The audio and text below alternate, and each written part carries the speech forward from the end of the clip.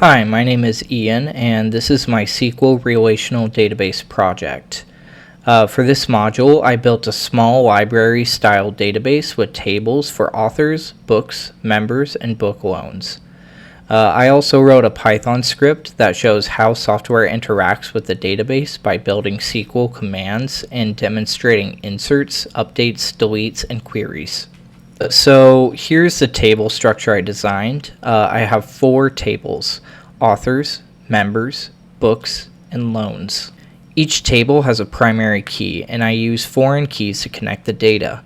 For example, books.author_id references the authors table. The loans table references both books and members. This demonstrates the relational part. All the tables are related using keys. So next I added some sample data. I inserted a few authors, some library members, several books, and then a few loan records showing which books were checked out and when. So this is where I practice writing insert statements and working with different data types like strings, integers, and dates. So these are the queries I wrote to test the database.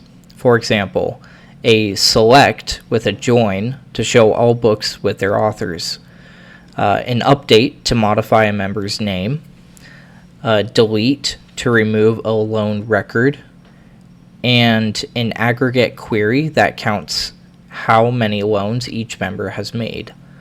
These demonstrate the core CRUD operations: create, read, update, and delete. These demonstrate the core CRUD operations: create, read, update, and delete. So here's a Python script I wrote to tie everything together. This program builds SQL commands as strings and shows how the software would send them to a relational database. You can see functions like create tables, insert example data, or run queries. Each one contains the same SQL commands I wrote earlier, but now they're inside Python strings.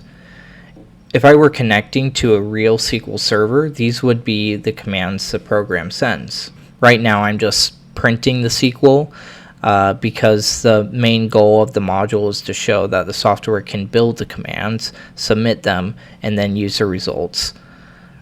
In a real application, these SQL strings would be executed using a database library. And when I run the program, it prints out all of the SQL statements in order: table creation, inserts, updates, deletes, and the queries. This shows how software would interact with a relational database. So to wrap up, this project helped me understand how relational databases are structured and how SQL ties everything together. I practiced creating tables, inserting and updating data, running joins and aggregates, and also learned how a program builds and organizes SQL commands. Everything here is done through VS Code, which made it easy to keep all the files together and walk through them. That's it. Thanks.